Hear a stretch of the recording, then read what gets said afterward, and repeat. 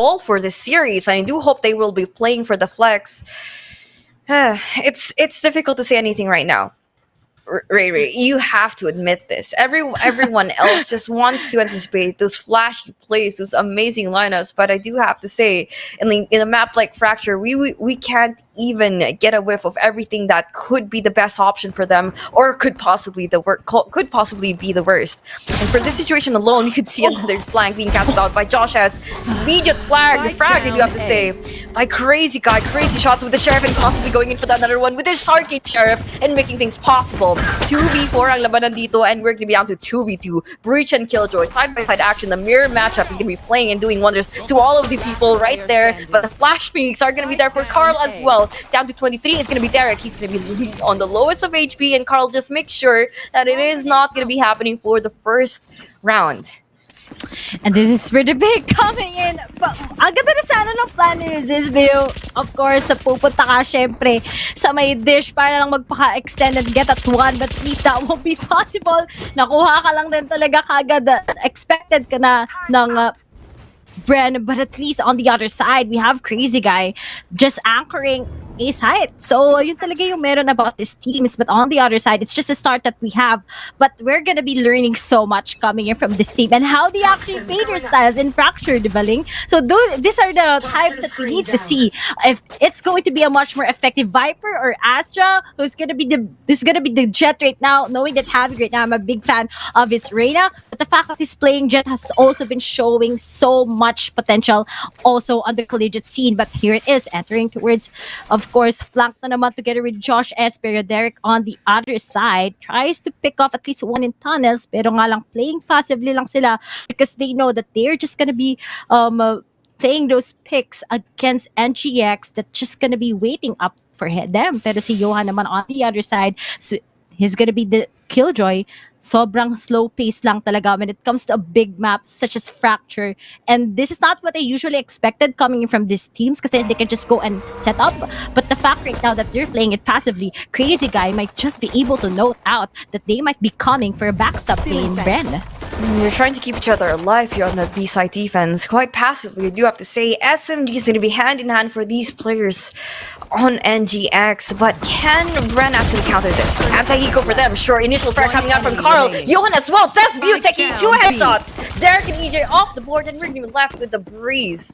No, Brain Freeze is going to be putting on a quick halt there. Could hit that pause button real quick because NGX 2-0 pa lang, guys. At mukhang it has been a game of patience for them time and time again. And you know what the ultimate test is how well will they actually keep this up? We see the assault rifle buys coming out finally for the side of Bren. Will they pull out that long range engagement to good use, or will they falter with everything else in terms of the positioning that NGX was playing for? And passive is the way to go. Yes, passive and patience. That is the 2 P's that I want to see. Kailangan talaga galing ka maghintay, Ling. Para talaga kasi ganun nga yun. Pero nga lang, ganun nga lang yun. As we're gonna be seeing those trades, but the fact that EJ takes down 2 is pretty big. Ang ganda na sana ng aggressiveness na execution also coming in from NIGMA Galaxy after they pop off those flashes. But looks like Bren also encountered them, those strategies that they have, particularly in just taking over before they go into A side. Maganda na kasana yung nagawa nila. But unfortunately, Halls will just be a good one to contest every angle that we have. But on the other side, Carl is just going through the doors, tries to pick out at least one, pero wala pa talaga ngayong ginagawa ang Bren. This is a good style that they have. They're just taking all over NIGMA this time around just to make them so unpredictable. Kasi the fact that sometimes you play so aggressive in this map, sometimes kayo pa yung napipick off sa attacking. So the fact that you're just playing very slow puts so much pressure then sa side ng NIGMA. But there's nothing particular pa coming in from them. But a good step up from Brent can actually make this into a 2-2 potential. Pero sinabayan na rin kagad ngayon ng ultimate coming in from Bridge. They're entering A side. Wala pa talaga nakakapasok. Lots of cut-offs already coming from Brent as EJ takes out Carl. It's going to be 3 kills coming from here. But Johan tries to tackle one. just won by twice and delayed na naman 10 ng Bren seconds to left. planting the spike. No one is going to be Last player 2v2, standing. but Bren One was able to enemy save the day remaining. as he gets Crazy Guy, Spike and planted. still going to be a 1v1. Johan goes down to the hands of Brain Freeze, and still Bren succeedingly gets this round, and it's going to be a 2-1 score. 2-1 score, losing so much on top Iron. This is not exactly how we wanted those assault rifles for those phantoms at least to be used in this game. Sure, they won that round, but it has taken a toll greatly in terms of their economy. And NGX has so many rounds to basically lose, given that they didn't even go for the upgrade. They actually did try to make it work with the SMGs, but it's still not going to be enough. I do have to say here that proactive defense could have been a what if for them. What if they actually did go for the push? What if they actually have taken the risk at least to go for information? Vanilla Peaks, I do have to say, could have been great, but that was not exactly the round or how it actually panned out for that situation alone. Now, spread out across the map is going to be the side here for Bren. A quick lurk coming out from the Killjoy can be great. Derek, the most reliable player here to even play in for solo. Actually cut off a few more rotations or make a few noises, toggle the path, the routes that everyone has been quite willingly to go for. But the 4 on ace pack is not exactly looking so good. That headshot from Crazy Guy! Insane shots, wallbang, I do have to say, played out his luck quite amazingly, and gulang na lang magtatayo na edition ng Lotto, Ray, and I'm pretty sure NGX has his back. The lottery ticket's gonna be on the way. And ka-ching, and look at that. No ching here? Nope. No Nope, ching. no. Just Derek. Tropa lang, tropa lang. Iba. Magkaiba. Pero alam mo ba kung may nagtatanong daw dito, ano daw, taga saan? Vietnamese daw ba si Crazy Guy? Sabi ko dito, kapatid ko 30 si Crazy seconds Guy. left. may nagsabi taga-Antarctica daw. Kuya, galingan mo naman. Grabe naman kayo. Ang dami na talagang kabansaan ngayon ni Crazy Guy. Pero mas crazy talaga ako ang friend. Baka pipick up kayo ng NIGMA Galaxy knowing that Johan pupitik na to one but traded off by EJ. Pero snow 10 piece na naman seconds left. coming from Bren as they need to plant the spike. Pero the fact that Freeze taken out Carl, tatlo na lang din ang tira rather sa Bren Esports. Pero revive na nga lang muna ngayon si EJ. Sabi niya, I'll got you fam. Pero NGX right now, sobrang hirap ng pacing na nila ngayon because of those post plants. But then, as they make the move ngayon, papunta ng side, Crazy Guy finally succeeds to get down Brain Freeze with EJ. Sunod-sunod sila kagad between these two.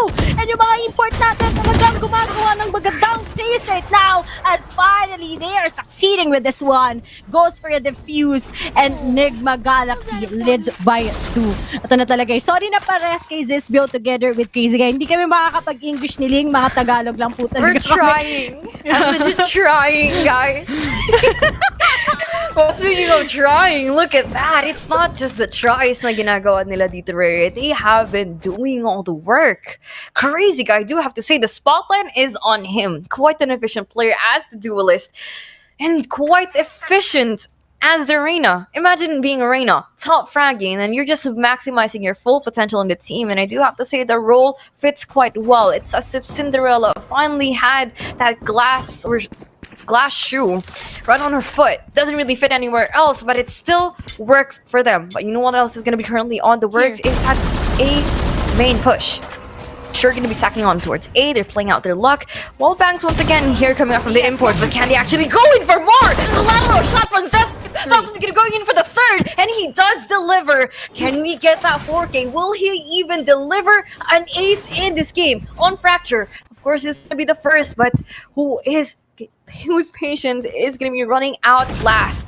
For Josh S, with the Sheriff, reliable aim can make things work. Now it's 2 down. 2v3 ang labanan dito, and NGX gonna be playing in for their splashes, playing in for the zoning out utilities, and can Astro go in for those frags? Yes, indeed. He takes out 2, and NGX has no problemo at all in holding out a site. Amazing. Wow. Alam mo yung ang dami ng tries coming from Zisbio? He was just being so aggressive and finally he's able to be successful. He takes down 3 kagad coming from Bren, pero not bad for that round. So Bren, eco round nga para sa kanila, pero at least they were able to play out some pickoffs, pero finally, naging successful na nga rin ng NGX, even if that was also crucial with Astro killing the Bren. Pero the rest talaga, iba yung aggressiveness ng NIGMA, and at the same time, they know that even if Bren is just going to be playing on a style that is slow-paced, they know how to handle their patience well. And ang ganda talaga ng pag-anchor ni Astro, together of course with his teammate Johan here, Isa, gives us so delay sa Bren this time around. Pero looks like early rounds na naman, may na-pick up na naman coming in from Bren. Pero let's see if they'll be able to tackle Halls well, because a lot of utilities is being just sent to them by Astro, as he's just gonna be manipulating against them. Pero Johan, may post-hold na nga din siya this time around. Naghihintay sa kanuna to just get the entry, pero yun na nga timing also, pero dito mama, parang nangyari. Siyempre nagkakaguluhan ng mundo, and Javi finally succeeds to pick off at least one, and EJ gets off Carl's head. 3v2 still. Dalawang duelist na lang natitira calling from NIGMA Galaxy. Ito ng ating mga Power Rangers. And Crazy Guy gets Great Beast, and he's up there, EJ, and it's going to be a 2v1. Biglang mabilis ang ganon. Headshot sa ulo agad. And biglang Josh S, paglalaban ba na talaga ang Pilipinas ngayon? Pero mukhang Zizbio taking him on. And finally goes with a defuse. 5-1 is the scoreline right now, Ling. 5-1 scoreline. Look at that, Ray. As much as we want to see Josh is raising the Philippine flag here, but NGX still prevails. What was that play from Crazy Guy and A main? Nakita mo naman yun.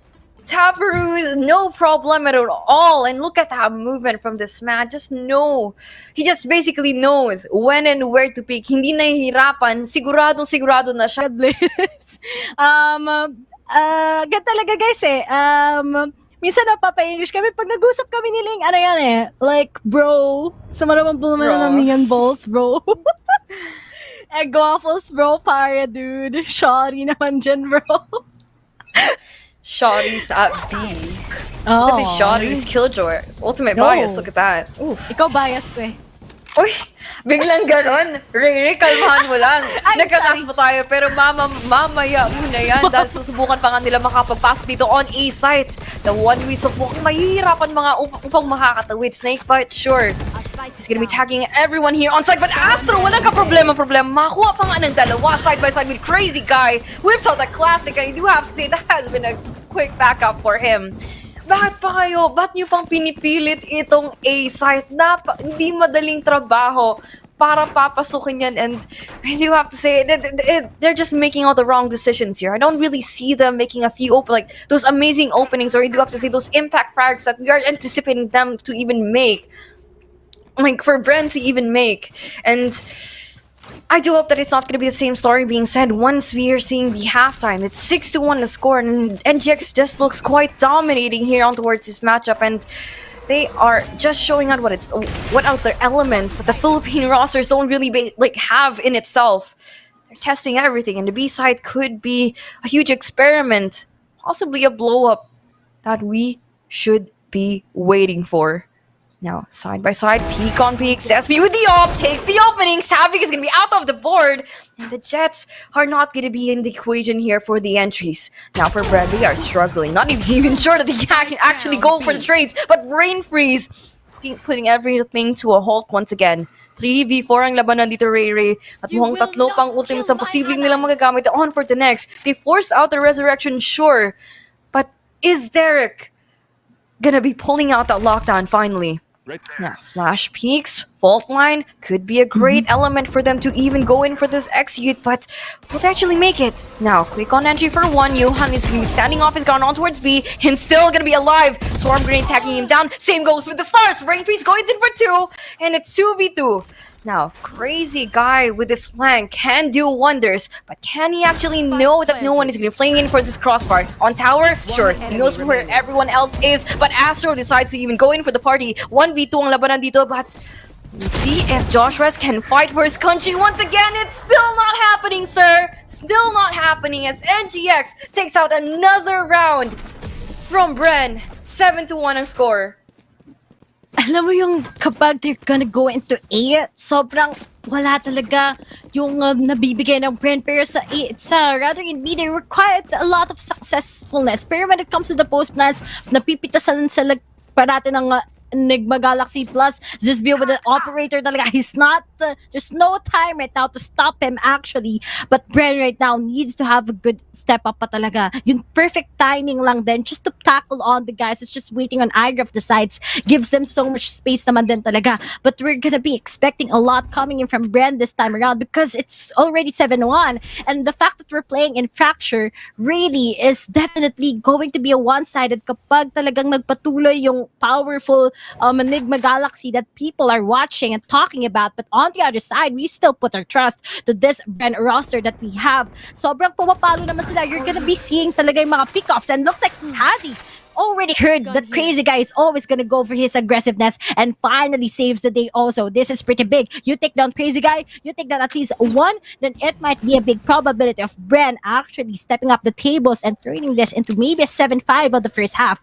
But they just need to be careful all throughout because the fact that they're contesting those holds that are really crucial, di talaga nila minsan napapanindigan. But if we just get those perfect timing talaga, use their utilities all throughout, remove the guys coming from either of the sides, maybe they can take it. Pero to, EJ on the other hand, they will do some crossovers. Hindi to yung PPGLX ganito, pero ito ang PPGL Mineski VXV na inaabangan natin, sinabayan na rin kagad ngayon ng lockdown just to confirm, and finally EJ gets Carl kagad, succeeds of course to manipulate here in inside Pete, but they just need to take down Astro and it's going to be good para sa kanila. But everything right now is onto the setup as they are just finding Astro right now as he is detained. Josh gets him, dalawa na lang kagad natitira sa Enigma. Si Johan gets at 1, denied na nga lang siya, and Zizbio will be the last guy remaining. Here moves 1 coming from Derek, and finally a win from Bren with a thrifty round. Talagang ma-eradicate nila ngayon yung momentum na meron ang Enigma Galaxy, and finally unti-unti na din silang nakakuha ng kanilang momentum just to be able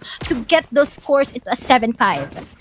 Oh, they could actually still pull that off. Look at that thrifty round and Ray, and the fact that you actually can take on a team like NGX, given it that how well they actually been performing early points of the game. I guess it's not even too late to say that they can end this or finish this quite solid. And walang ka problema. Now that they have the guns on towards their arsenal, there isn't going to be any problem for them to lose so much or lose so many people. As we see Zespew not even going to be able to take out that second. No, he is able to take on Savvy.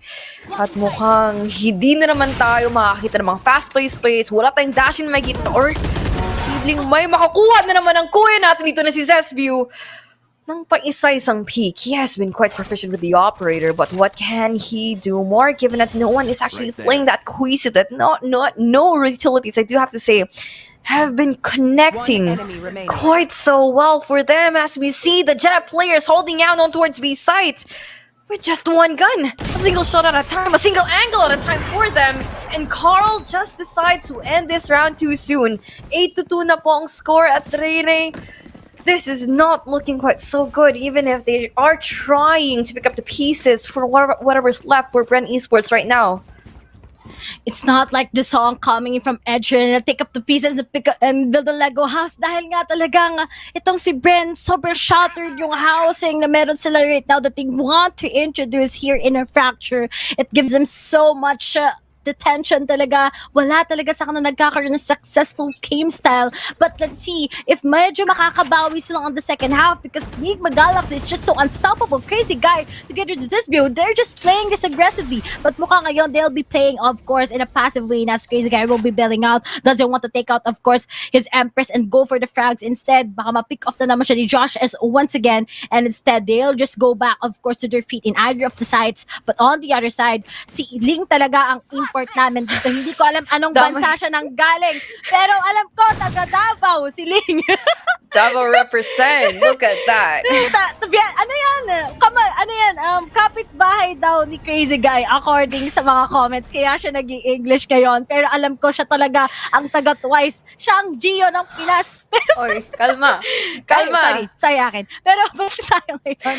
Habang kumakalma tayo, pero wala talagang makakapagkalma on the other side ng Enigma Galaxy, dahil kitang-kita mo naman, iba rin talaga yung performance nila ngayon. But Bren on the other side, side, kailangan talaga na lang maging aggressive, maging confident when it comes to their styles, but looks like they're just being outplayed by Nigma Galaxy all over 30 again. seconds left. But as Derek wants to make a move here in B-side, will he be able to tackle on at least one? Pero nga na sis, napansin siya ulit at wala talagang working on their flanks. One by one, nahuhulog na. Pero siya pa mahulog para sa akin as Crazy Guy gets down 2. And it's a 9-2 score that we have. Are we gonna be expecting a 2-10 score line right now? Or maybe the 9-3 curse dahil kapag sign ng 9-3 sa Bren, baka makabawi sila on their defending side. Bawi-bawi, laban-laban talaga ang play dito, Riri. And for the matchup ng NGX, Bren, wag tayo muna magsasalita ng patapos or let alone try to make any unnecessary comments for the gameplay right now, because for both of the teams, for sure, they're still trying to make up of all the gameplays or sa mga playstyles na ginagawa nila sa isa't isa. Sure, attacking side, become defending for the next one, but for now, they have to pick up the crumbs or at least follow the trails on where they could lead themselves towards this victory. And we see Zespius once again craving or carving a path of his own. It has been multiple times that he's been getting those frags here just for playing in for bench, but Josh S might actually make the effort and putting everything up to a pause. As the time runs out here, a minute left on the clock, the attacking side is going to be putting on so much pressure, not being able to penetrate any sites just yet, and hindi pa sila ganun naging successful on making those executes happen. They made it sure that the Killjoy lockdown has provided a huge impact, but now they have the ultimate coming out from the breach. Really should be something. They have to make the most out of it utility-wise, but speaking of that, they could not even do anything as Derek is going to be putting off the board by Crazy Guy. No operator from the import. This is gonna be a good and a deadly duel for them. Now, pacing has quite toned down as 30 seconds to be left on the clock. Si EJ pa nga dito susubukan at magtatangkang pa po makakapitas ng isa pa. Probably the imports, iuwi tayo dito. Walang balikbayan box at mukhang i-deliver na nila dito sa A side as the Cosmic Divide is gonna be committed on towards one. But can Carl make last one here for the wall? They're making sure that no one just drops down too early. remaining. But Bren EJ, he's gonna be traded off quite too soon as we see them playing in for smokes, playing in for walls, no visual information at all. But you know what else is crystal clear? It's just gonna be NGX putting out that amazing first half 10-2. Di lang 10-2, Ling. Ito yung 2-10 na sinasabi natin. Naglagay pala. Alam niyo guys, sobrang seryoso ni Ling. Yung classmate mong seryoso, tapos mag-joke time kayo. Yung Alam classmate mo, mo madaldal nagka-hot ako yun. off guard talaga ako dito, Riri. Hindi. Okay lang yan, Ling. Kasi ang importante talaga dito ay yung mahalaga. Pero on the other side, let's be real. It's really hard for Bren this time around. But wait, guys, this is best of 3. If Bren won't be able, of course, talaga to just medyo masalamuat ngayong map na to, makakabawi sila. Masalamuat? There's still 2 maps. So, don't worry about it if this is going to be happening. But this is the very important part. We have the pistol round. And if Bren can actually win this, kaya nilang makabawi. And kaya talaga nila to, knowing that they're a team who has been struggling at first. Pero right now, this roster talaga has so much potential.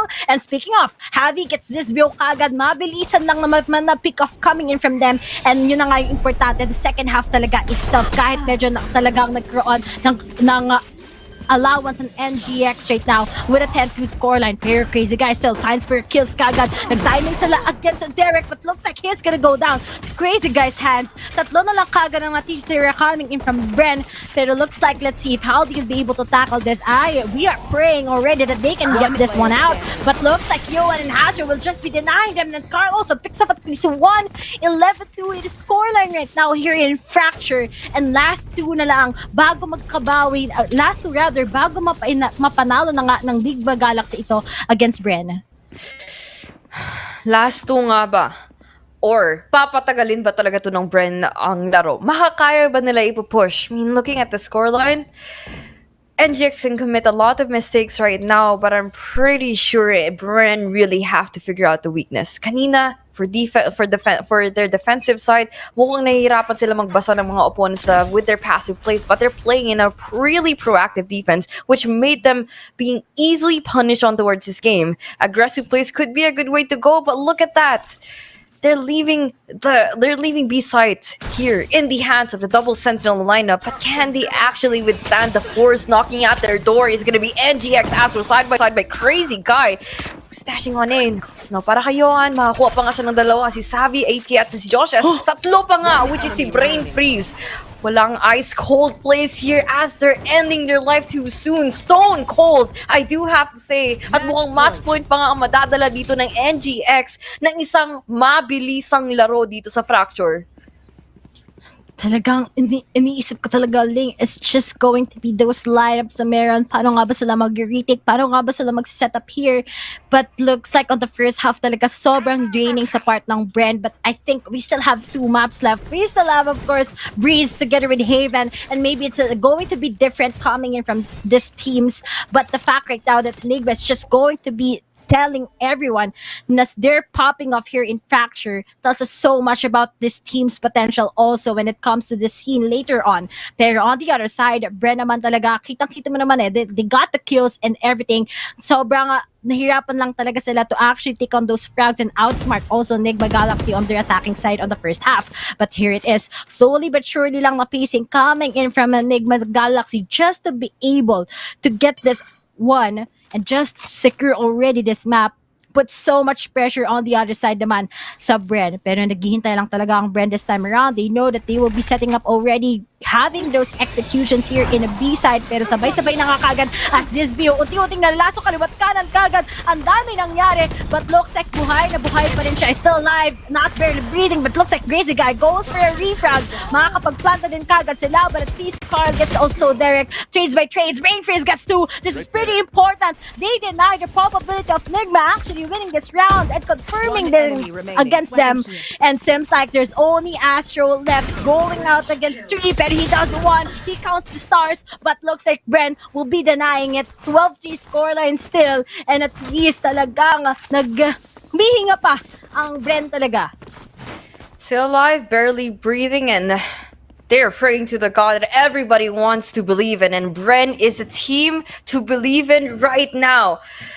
Riri, ang ganda na sana nun for the side of NGX, but as much as I don't want to praise them so much in the round, there has been a lot of things that went wrong, which is put every single ounce of effort na ginawa nila para papasukin nila yung site alone to a waste. But you know what it is, Wasteland? Is the site on towards Dish. EJ is gonna be playing out of a huge challenge dito na susubukan pa nga niya to play in and slow down, delay everyone na gusto pang magtangkang mag-push dito. Now that he got the information, footsteps sure along the way, the sound cues, but the wall is gonna be standing in between them to destroy. They even decide to even destroy it. Early point of this game, that is gonna be one thing that has been put to waste. But you know what else? Is the killjoy setup as Crazy Guy makes an effort to make a few more noises here, to put everyone back into question.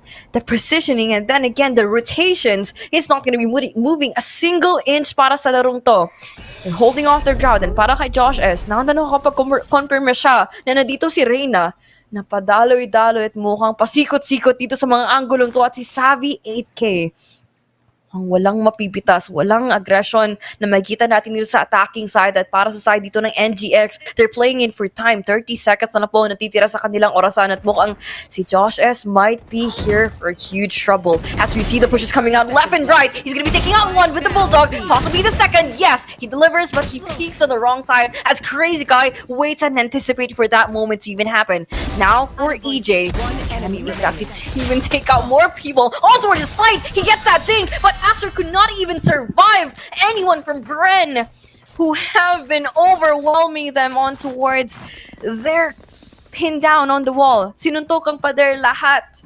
But now, barilan ng labanan dito at mukhang dito natin makita ang Bren finally getting that enough buffer time para makakabawi dito sa mapang to. Nauntog ako sa pader, sinuntok niya ang pader para sa akin.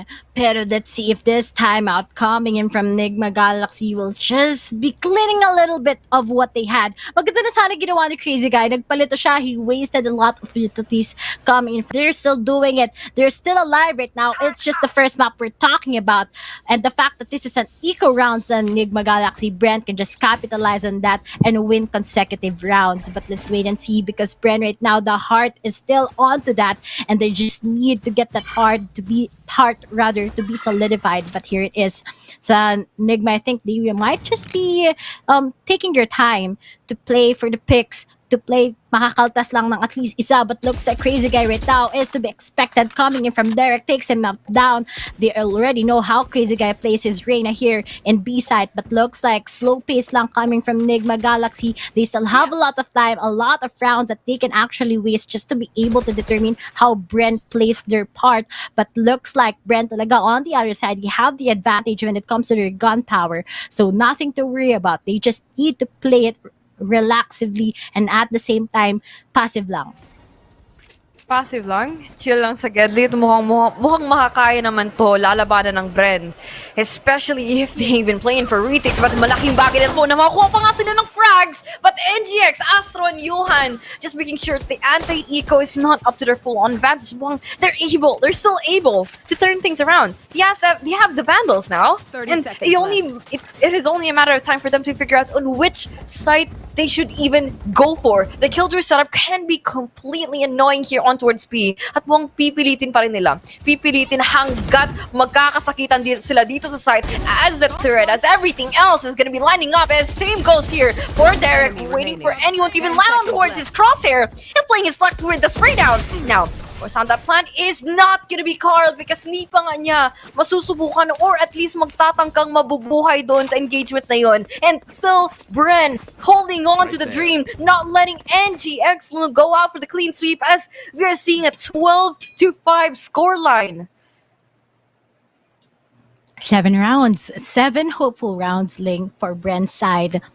But NIGMA Galaxy on the other hand, 5 out of 5 ready for their ultimate. Sabay-sabay talaga nila itong gagamitin para lang talaga magkaroon ng fantastic ending kung sakasakaling ito na nga ang magiging ending nila. So Bren talaga kailangan nila maggamit talaga ng utilities nila just to be able to deny the possibility of NIGMA winning this round once again because Crazy Guy gets for a frag, but Javi, that was a good refrag also. They take out Astro on the other side. Wala na nga kagad the smoker ang NIGMA Galaxy, and this is quite good coming in from them. But the fact that this build together with Crazy Guy, the duelists of NIGMA are still alive. They might be able to be successful also dominating all over A side, but it's still a 4v4 numbers game is on the key, and they're actually tied with each other.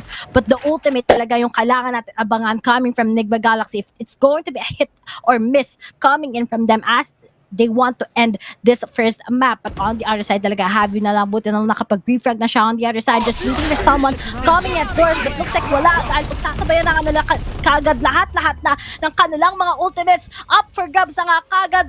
Ang nangyari, we have the lockdown, we have already the rolling thunders, and nabayan na rin ng Empress together with the blink storm. They might be taking all over A side. That looks like Crazy Guy gets brain freeze. Javi also on the other side gets Johan 3v3 still as Carl goes for a plant behind, of course, the side for the default, but looks like mahihirapan din ang NGX on the other side when it comes to their post-plant. Pero si Crazy Guy talaga, he tries to pick up for this side, pero mukhang wala siyang mababawasan as Bren goes for a retake right now, Ling.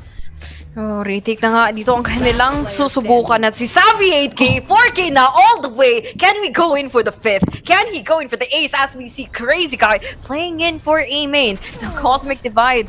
Wala silang makita or maririnig. But will he actually make Asim dito? Can he? Will he? And should he? That was anticlimactic indeed. And Ray Bren, 12-6, mukhang kanina lang, ilang beses na natin sila nakikita. Just not being able to find the proper footing dito sa matchup na ito. But they've won 4 rounds in a row sa depensa nila.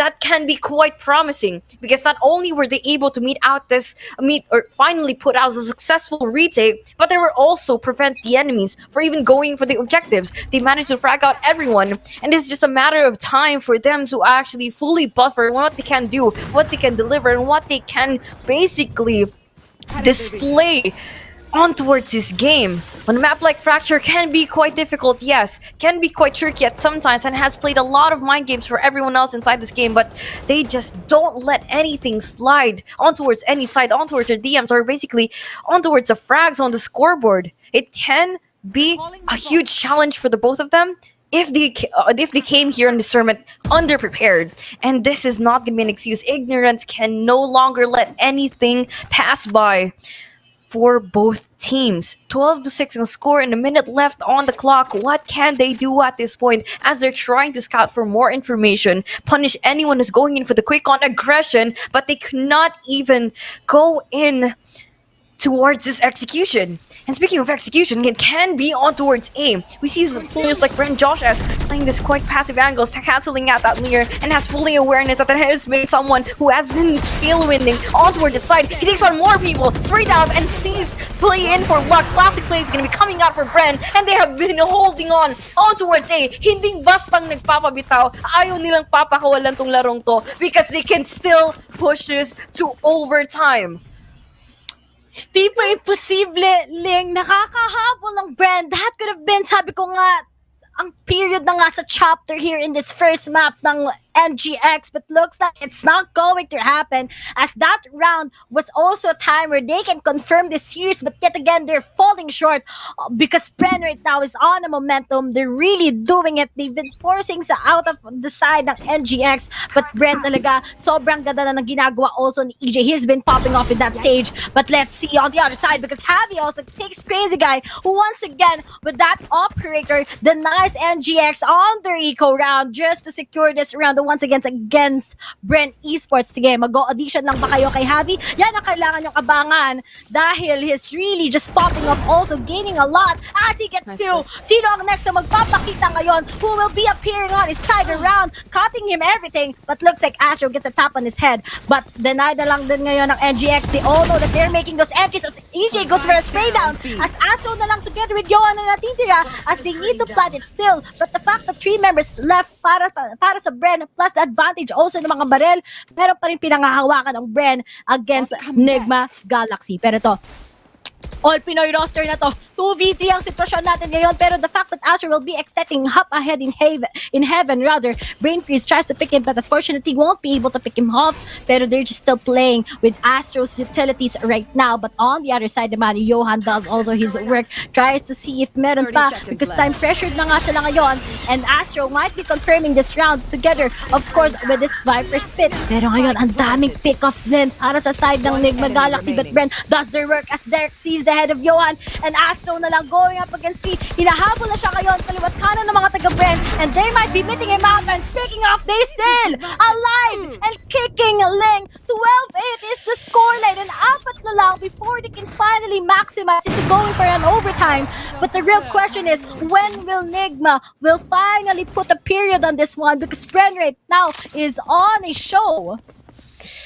They're going to be putting on a huge show, and everyone, the rest of the Philippines, is going to be watching for history to happen. The first match on Iceball, or rather on Fracture, the first matches for NGX and Bren to make their debut here is going to be, and has been amazing. So far, 12-8. I mean, Bren a while ago hasn't turned much tables, hasn't even turned much heads to their direction, but right now the spotlight is on them. 6 rounds in a row. Ray, what can Bren do at this point? There isn't going to be anything that could stop this hype train, and it's not going to be letting anyone stop or let this slide, because NGX, as much as we want to praise them on towards this game, they still fail to end this. They still fail to end the misery for Bren, or either for both of their team, or for both of the teams here competing here tonight. First map pa lang to at mukhang marami pa tayong mapapanood because the next map is on Breeze. Can they even have the endurance, the energy, the perseverance to still fight for this? On the series has been quite interesting. They're focusing so much on the defense, it's almost as if they cannot do anything else aside from those peaks. Josh has just tried to make sure that no one is going to be left on alive here on towards A, or at least survive the impactors. They're going to be forcing out those 2v1s. Now, Brain Freeze punching everyone, flash peaks on towards more people, but Carl is going to be holding off angle for you, sir. Now, 2v2 ang labanan. Breach flashes against against the utilities with the Killjoy. Now, can we see more frags as Derek is gonna be going in for this flank? Now, the turret, wala pa nga spot on so far. Mukhang si Johan dito, paninigurado lang na walang basta-basta mang pick, walang bastang-bastang sisilip, at mukhang si Sabi ang una niyang mapapunish. Now, does he have enough bullets? Yes, he does! 13-8, and NGX still, and has finally come up to the conclusion here.